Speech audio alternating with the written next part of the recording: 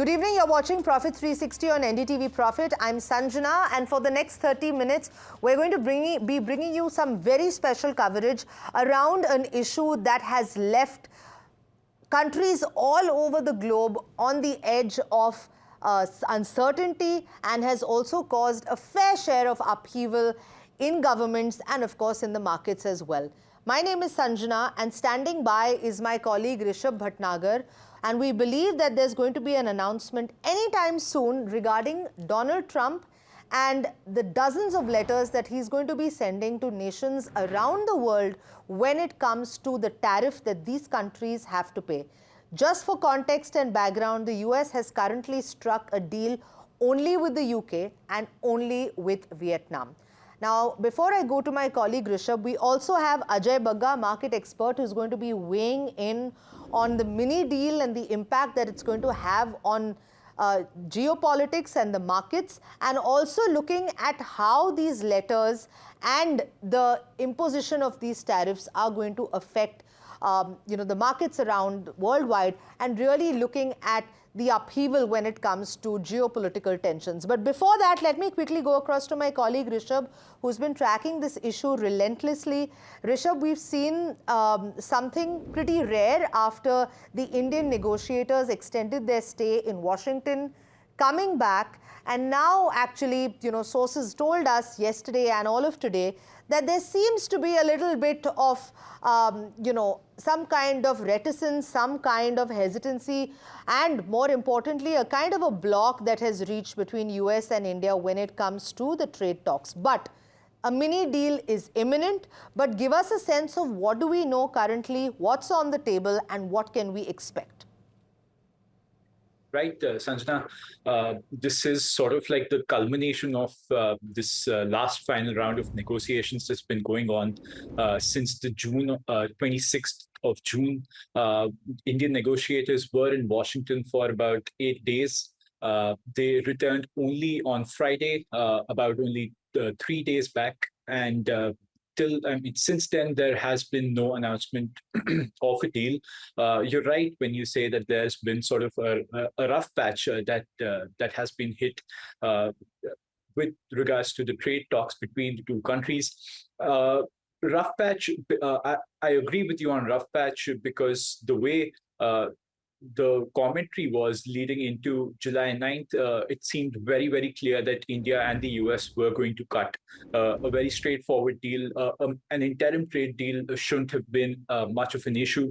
Instead, the US has gone ahead, announced deals with Vietnam, with the UK, some sort of understanding also with China, which has also caused some ripples back home, given the fact that US and India want to work towards a bilateral relation, but India and China, the bilateral relation is not so good.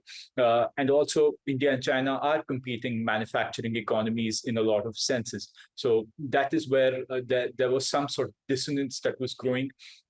Part of this dissonance was also, of course, what President Trump brought up this morning is the BRICS tariff that he announced, a very, very clear indication as to what part of this trade and this grouping that he doesn't like. He very clearly stated that BRICS's policies are anti-American, and any country found aligning with them will definitely be subjected to a 10% additional tariff. So if I am to combine all the tariffs, and in the worst case scenario, if India was to get all these tariffs, it would amount to about 46%, 26% reciprocal, 10% baseline, and a 10% BRICS tariff.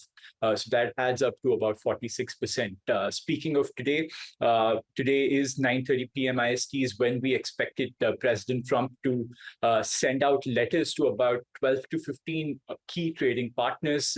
He also said that deals will be announced as we are on this live broadcast. So we are yet to see where India is in that bracket. India has had about 6 to 8 rounds of negotiations. And India was one of the first countries to actually have started negotiating with the US for a free trade agreement on a bilateral, in a bilateral manner. So that is something that we now look forward to. It's either a trade deal that might be announced today, or a tariff letter that is shot India's way. Right, Rishabh, thanks so much for giving us that very comprehensive insight and really the context of where we are at the moment. I currently have Ajay Bagga, market expert, and Rahul Aluwalia, Director, Foundation for Economic Development, joining us as we're all waiting with bated breath for this announcement and, of course, for these letters to go out. Ajay Bagga, I'm going to come to you. You know, we're seeing financial markets react almost on a daily basis to the ongoing trade negotiations, and really every evening at 7 p.m. IST, when Trump comes out and makes an announcement either to the reporters or on Truth Social, and the possibility of a last-minute deal between India and the US. But how do you see this going forward? Well, April 2nd, there was extreme panic. And then for 7 days, we saw the dollar and the US bond market starting to melt down. April 9th, there was a complete reversal. And markets have done very well after that. US markets are again back to all-time highs. The volatility indices are lower.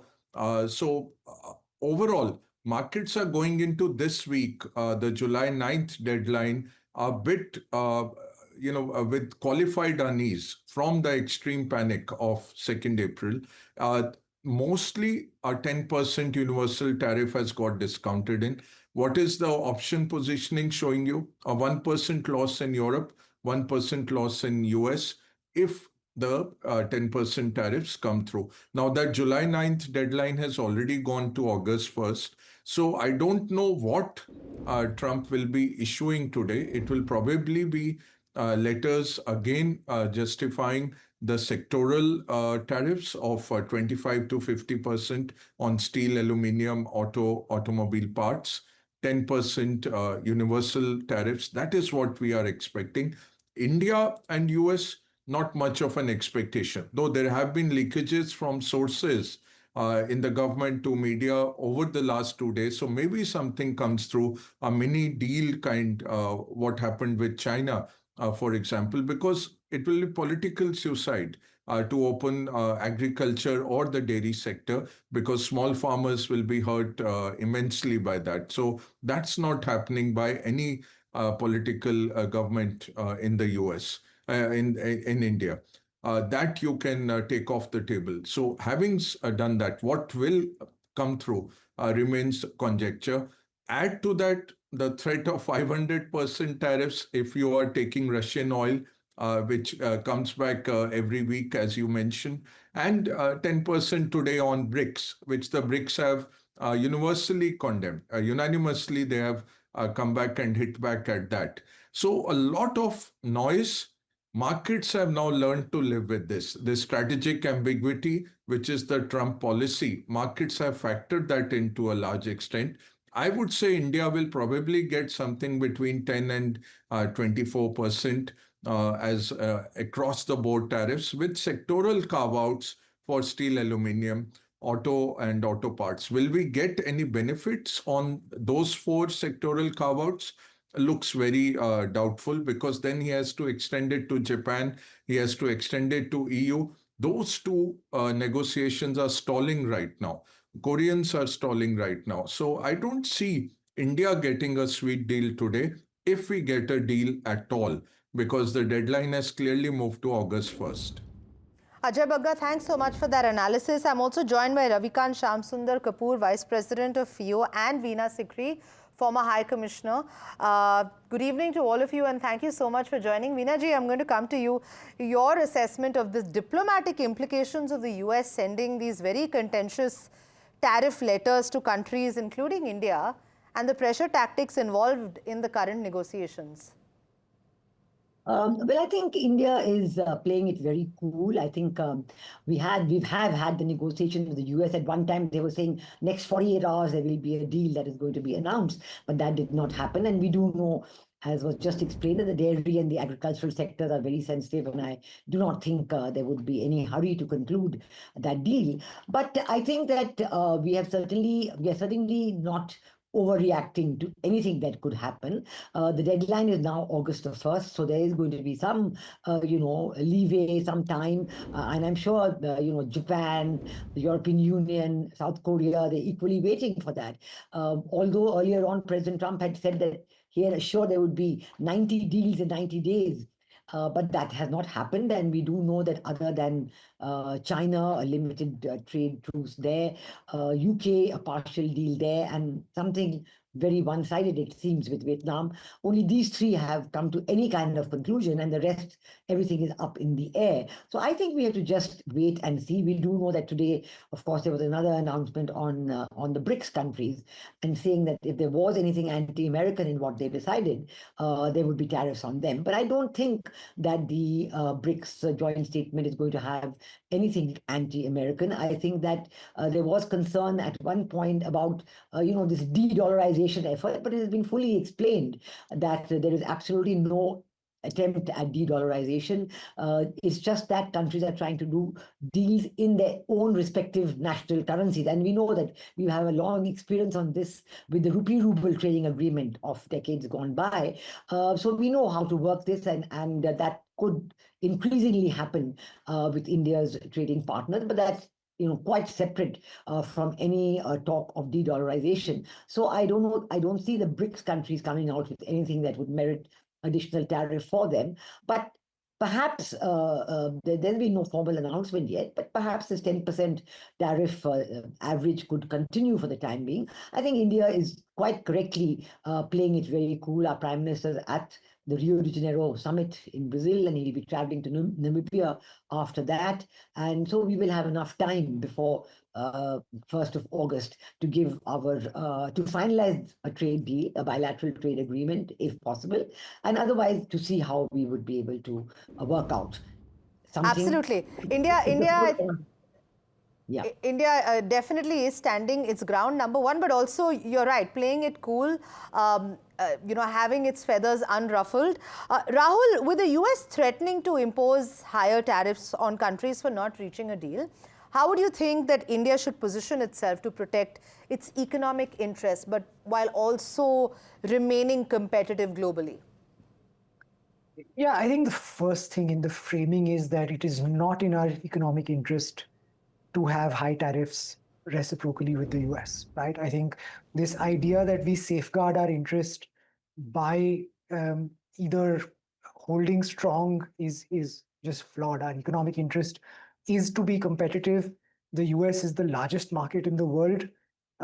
We should try very hard to reach a trade deal with them that is better than the trade deal that Vietnam and China have, because there is an enormous amount of benefit that the Indian economic and national interest gets from lower duty access to the United States. And that is very key for Indian businesses, very key for Indian entrepreneurs. It's very key for Indian markets. And we should try to do what it takes. I think on the farm question, I do agree that it's very difficult politically to just lower tariff barriers. The answer to that should be reform, protect farmers, not protect farm produce, right? So we should enable farmers to switch away from the current pattern of farming that government policy has foisted upon them. And we should allow, now we have the world's most advanced direct benefit transfer mechanisms. We should allow for direct benefit transfers to farmers, and we should allow farm produce to shift in the way that markets require. So I think we should try and figure out the domestic policy, the domestic competitiveness that enables us to strike a deal. That doesn't mean that we should do it in a hurry. We should do it with our strategic interest in mind, but our long-term strategic interest is to become a better trading partner for the world. Okay, great insight. Ravikant ji, on Friday, Rishabh actually broke the story here on NDTV Profit on the Indian notification that was sent to the WTO saying that the US would collect close to $700 by imposing the additional tariff, and India's retaliatory tariffs to that would result in an equivalent amount of duties collected from products that were imported on the US. So what retaliatory measures, or whether we can call it a retaliatory measure, could India consider if the US proceeds with these additional tariffs? And how effective do you think this is going to be in protecting Indian trade interests? I think this is a bit of posturing. I would not call it retaliation. I would rather call this duties that have been put on a reciprocal basis. So there's nothing wrong in doing that. That's how the US has been acting with everybody else. And I think India needs to protect itself. There's nothing wrong in protecting ourselves. We have to, at the same time, though we need America, I believe the Americans also need us equally in different ways. They may have more money than us, but we are in a very strong geopolitical situation and useful to every country in the world. So I don't think India will ever be ignored. They are trying their best to do the posturing, so what can they get out of it? But I believe we had a meeting with Shri Piyush Goyalji, our Commerce Minister, and he is playing it cool. I think the way he should be playing it, we don't have to get terrorized by any of these actions. They will come through. They will come through. That I'm certain of. That's reassuring to hear. Ajay Bagga, do you foresee any sectors that could, in India, that could outperform or underperform as a direct result of the mini deal or these additional tariffs that we're expecting to see hopefully in the next hour or so? You know, how do you make a policy when somebody changes policy based on every hour? You don't even know where is the playing field, leave aside the playing rules, what, Madam Sikri mentioned. There is so much strategic ambiguity that no company is putting. There is about $1 trillion of deals which have been postponed over the last 6 months by private equity funds which want to disinvest, which want to do M&As, and they are just waiting out to see what will be the contours. So right now, I think even if there is a mini deal or a partial deal, there'll be a lot of political heat on it. We will look at it again, but right now markets are slightly uneasy, but they have learned to live with the Trump administration. It's not like COVID. It's not like 2008 where you knew where is the systemic stress and where is the solution. Here you are at the whim and favor of one particular person. So even to pursue national interest in that kind of a scenario, on one side we are taking them to WTO and claiming $750 million dollars for auto tariffs.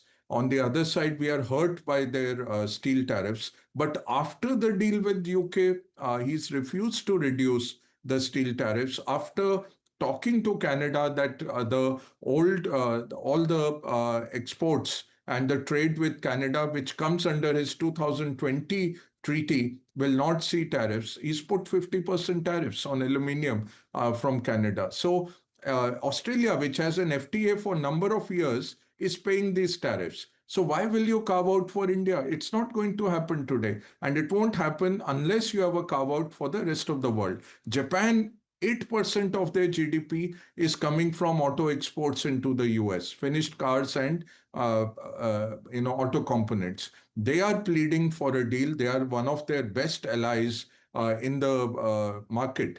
And in the Asia Pacific. We are not so valued. You look at what they did with the Operation Sindoor, how India was played. So we are not that strategically important, nor are we, that big a market. We are $4 trillion. Our agriculture is $700, $800 billion. We can't risk that small farmer by giving them agriculture or dairy access. That is not going to happen.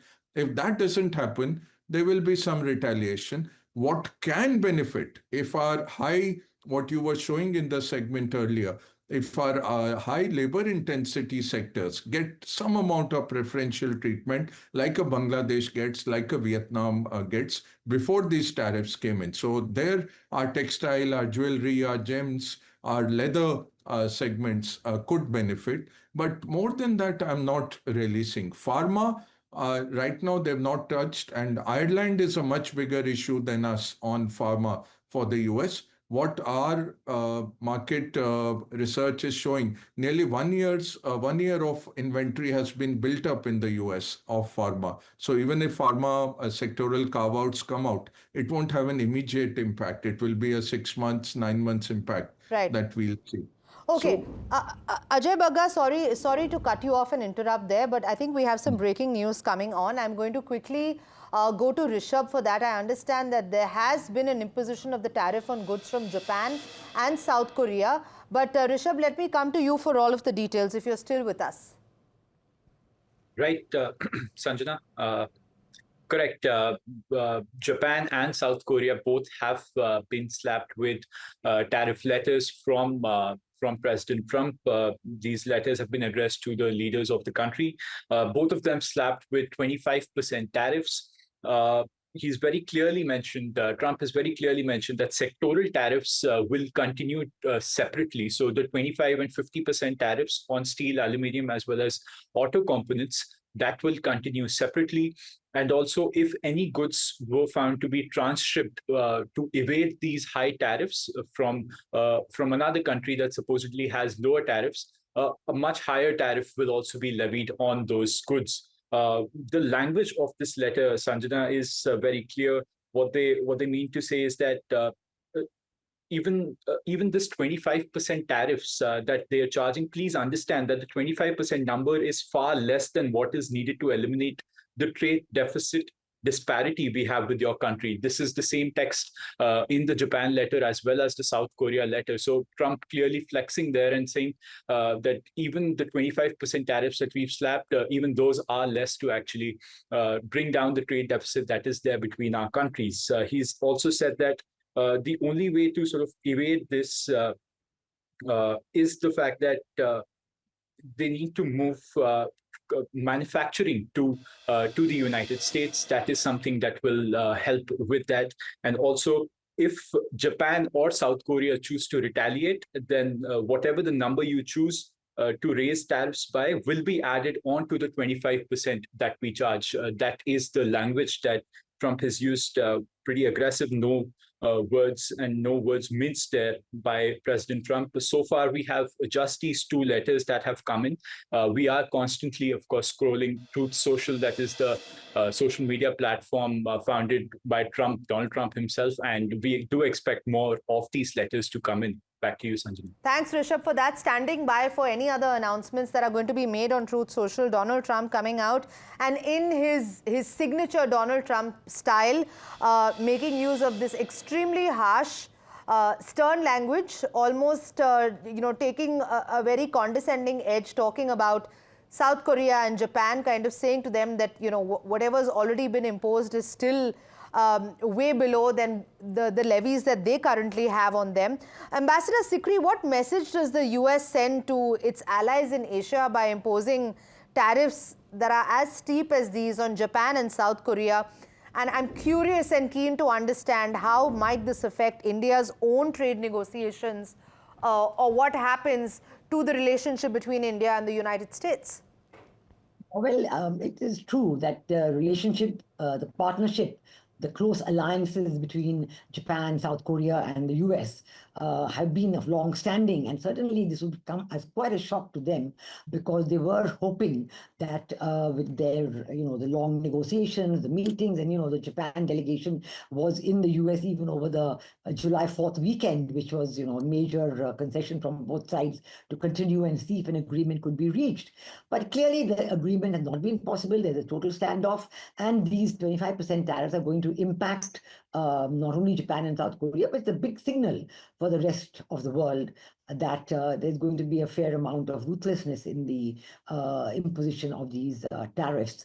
But I don't see how the boomerang effect on the American economy can also be avoided. I think this is another factor which a lot of people are now looking at, to saying what actually is happening within the US economy, and is their growth faltering, even their first quarter growth, second quarter growth, all that, they're looking at it. The figures are not too sound or too optimistic at this point. And I think it is this boomerang effect that could, in the long term, force President Trump into a rethink. I think even now, for example, even with these two letters, many more will surely come out in the next hour or so. What will be the impact impact on the markets in America tomorrow morning. I mean, that's in a short while, because it's already morning in the US. So I think these are factors we have to take on board. I think for India, of course, we have had very sincere and very good negotiations. But I think on the dairy and pharma, not only is it very sensitive, but there is also the question of the GMO and other factors which we know, that are going to make it very, very difficult for us to accept these goods. Accept the concessions that America is looking for India to give. So it is going to be a long haul. I think it is going to be tough. But when I said that we're playing it cool, we're not, being overexcited about it, because I don't think that gets anywhere. I think, very steady negotiations, discussions at all levels, and we've had our very senior ministers there. External Affairs Minister was there for the Quad Foreign Ministers meeting and so on. So we've had the discussions. We are having the discussions. I am not pessimistic at all. I think there will be some outcome, definite outcome on this, but whether there will be shocks along the way, I think this cannot be ruled out. And I do think, Ambassador Sikri, that we're already seeing an impact in the markets, because US stocks are lower in early trading. This is, of course, as Trump continues to step up pressure on trading partners to make this deal before the deadline that's looming large, because we reported this when markets opened as well. Ajay Bagga probably will attest to this further. S&P 500 0.3% lower. Benchmark index remained near its all-time high that was set last week. But we also saw the Dow actually lower as well. So, this is going to have the kind of impact. But like you rightly said, Ambassador Sikri, there is also going to be the boomerang that I think maybe the US is also missing. They're missing that point, right? Mr. Kapoor, with Japan and South Korea now facing 25% tariffs and sectoral tariffs on steel, aluminium, auto components set to continue, how do you anticipate that these measures will affect Indian exporters, both directly and indirectly through global supply chains? I think one thing that needs to be understood, though it's in plain sight, but we tend to lose it, is that the tax, when you say you're taxing Japan 25%, no, sir. You are taxing actually the American people that 25%. That is being lost sight of by the people in charge in the US, because all these tariffs that are being put are not helping their people, but hurting their own people. We are a collateral damage. If Indian duties go up to the US, it's the US guys who are paying for it, and we are the ones who are also getting affected by it. So this is going to ultimately come around, and they will have to make adjustments. And that is my own feeling from day one. As far as India is concerned, we are not in the league of Japan or South Korea, neither in their per capita GDP or the steel exports that these big countries have been doing. India is more on the MSMEs and the smaller sectors that we are exporting. I doubt that we have too much of steel going to the US, probably not just steel components. So I believe we are in a better position. And we also are more useful to the US in the long run. They will have to consider that. And I feel that is the reason we are playing it a little cool. And we are a large country. I don't think India can be bullied anymore. We've had that time has passed. Okay. Great insight. Mr. Bagga, with higher tariffs now also targeting transshipped goods, what impact could this have on multinational companies operating in India and their supply chain strategies? See, that is again, something that has been in clear sight. When Trump started the Chinese tariffs in 2018, the US had a $500 billion trade deficit with China. That has stayed mostly constant. China has meantime built another $500 billion trade deficit with the or surplus in the case of China with the rest of the world. And what is happening? These are the goods that are going to Vietnam, that are going to Mexico, that are going to other countries, friendly showed countries of China, and the made in Vietnam stamp is being put on them and they're being sent to US at lower tariffs. If you look at just May, the May data has come out for US trade. You look at the May data, Chinese exports to the US fell 43% year on year. So Trump could be patting himself on the back that great, I've done something. But what has happened? China's overall exports to the world, including the minus 43 of US, you add that on, still China grew 4.8%. Where did those exports go? They went to the ASEAN countries and it went to Africa.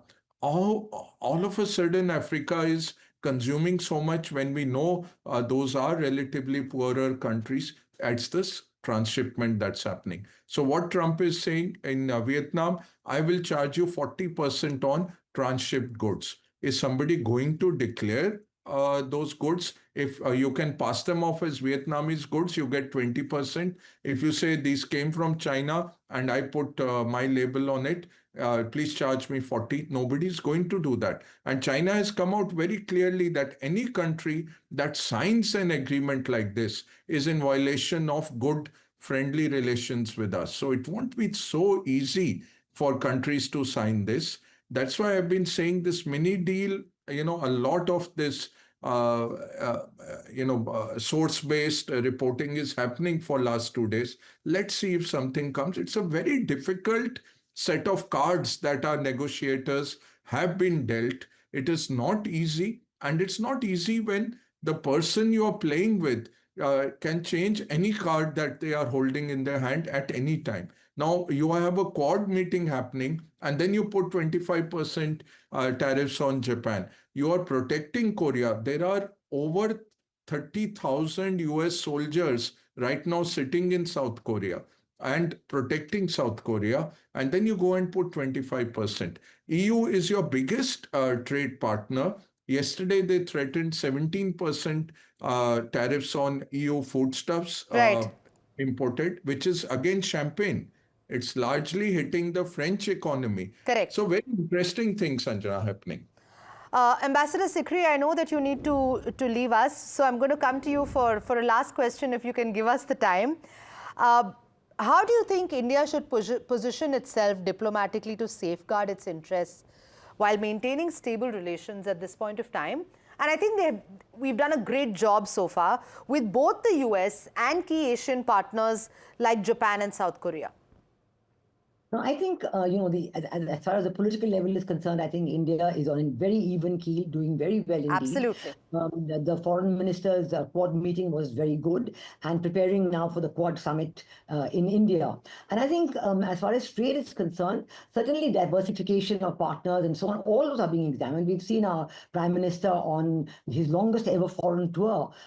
He's covered Argentina and Ghana and Trinidad and Tobago. Of course, Brazil, a bilateral visit will follow immediately after the BRIC summit is over, and then Namibia. So there is absolutely no let-up in India's developing its relations with the global South, and India's positioning as a leader of the global South is strengthening day by day. So I think that India's role in all these tariff negotiations and all this is going to come up, and India has not hesitated even to go to the WTO on issues where we felt or feel that this is called for. So we've been very, I think, steady and stable, but at the same time very alert and very conscious of the need to prepare for situations which may be difficult for the Indian economy, but we can overcome by looking for other markets.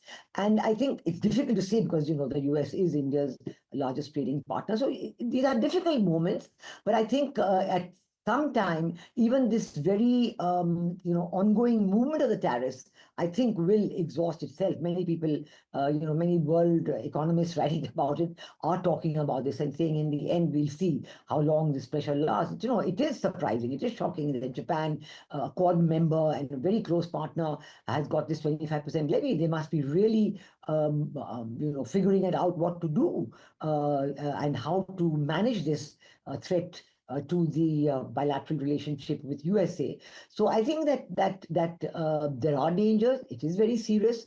It cannot be scoffed at. But the answer is just to double down and get down to work on seeing what are the options and to see in the negotiations what we can get. I do know that I think President Trump has always been in all his statements very positive about the outcome of a bilateral BTA with India, a bilateral trade agreement with India. And he's never said anything about, to the contrary on that. At one time, as I told you, it was 48 hours. But so from there, let's see where we go. I am optimistic, but it needs hard work, constant attention, and nobody can take anything for granted. Of that, I'm very, very clear. Absolutely. Thank you so much for that expert insight. And Ambassador Sikri, we'll let you go. Thank you so much for your time. I'm going to come to Ravikant sir now. And this is, remember, as we are awaiting the press briefing that will take place at 10:30 p.m. IST, we're expecting the press secretary to brief the media. While this does happen on a daily basis, I think today is a particularly special evening. So all of us here waiting with bated breath. Mr. Kapoor, building on whatever we've been talking about with sectoral tariffs now, coming in, and the US now warning with the Trump's Truth Social post that any retaliation will trigger reciprocal tariffs plus additional levies. How do you think Indian exporters and how do you think India and our policy makers should approach trade strategy going forward, especially in this environment of escalating and conditional tariffs? I believe a time has come for India to really execute and carry out what we have been talking politically with Honorable Prime Minister and others of the Atmanirbhar route.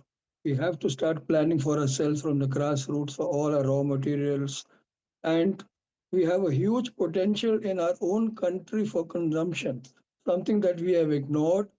And this, I was told by industrialists even 50 years ago, that you need to bring up the people from the lower level so they become consumers, so your industry will run. And this is something that we are facing today. We also have to be very concerned that being a member of BRICS and matters of currency, matters of Russian oil, they can trigger off a lot of alarm bells in the US, which they are threatening us with huge levies. I think we have to also go back towards what we were doing many years ago of being leaders of the non-aligned movement, getting these countries together and trying to create our own markets. We have to think in a worst case scenario, or rather prepare for it, though it may never come to pass, that as if the US doesn't exist as a market, what are we going to do? We are not going to go hungry. We will find alternatives. We will have other things that have to be done, and we will have to build bridges with the countries around us. And I think all this is absolutely necessary so that the message goes out to the world that India is capable of taking care of itself. And I have a lot of faith in the ingenuity of our own people. We can send vehicles to space, to the moon at 10% of the cost of the US. We can always outthink the enemy and come out of this in front. Don't worry, we'll have a temporary problem crossing the Whitewater Rapids, but we will come back to the plain sailing soon after that. It's something that has been imposed on us. We will not give up.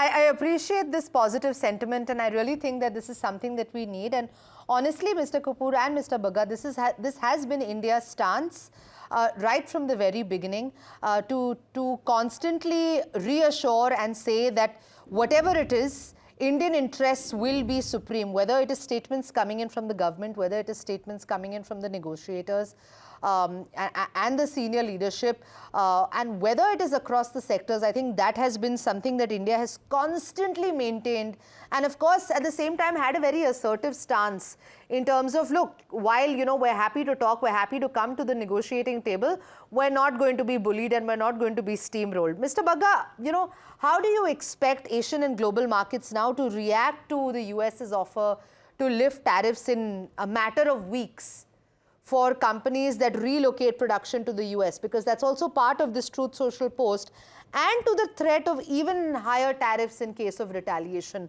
All eyes will be peeled at 8:30 a.m. and 9:30 a.m. tomorrow. Yeah, absolutely. I mean, we start with the Tokyo market opening, and of course, the Asian futures are already down. So that impact will come in. 1% was baked in. But that was based on some unease, and now it has fructified. So 25% has come in. Plants cannot be moved overnight. They can't be moved over less than 3 to 5 years is what it takes you to set up most plants. If it's a complex mine and all, it could take even 10 years. So plants will not move. Now we'll have to see where are the alternatives for these industries. Japan, the automakers get hugely hurt, and then it has a snowballing effect. But then you look at the other side. There was an election in Japan which is due. That's why Japan went quite forceful on the trade deal. In February, they were more compliant and trying to be conciliatory to Trump. And you see the last 2 months, the government has been, even in public, trying to project a tough stance. So this really pushes, it's a fillip for the Japanese opposition. This timing is very bad for the ruling party. They're going to lose votes based on this. But look at the second order effect. Bank of Japan cannot hike rates based on this. So it gives you some carry trade coming into the emerging markets. That's one positive that I see. The second big positive for the markets will be Japanese investments in US government bonds. They have been very clear that if you start hitting us with tariffs, that trade is on the table then. And that happened between April 2nd and April 9th, when big institutional players stopped putting in money in the US bond market. The US government has to borrow nearly every second, third day to keep up its $36 trillion debt pile, in the green. So just wait and watch. Japan will retaliate through that. They will not bring back any tariffs. Neither will Korea bring in any tariffs. For existence. They need the US military. So again, a geopolitical conundrum for the Koreans. You will not see much of opposition to the US in public. In private, they will try to negotiate. And same way, India has been very mature. Mr. Kapoor put it very nicely that we have to grow more self-reliant.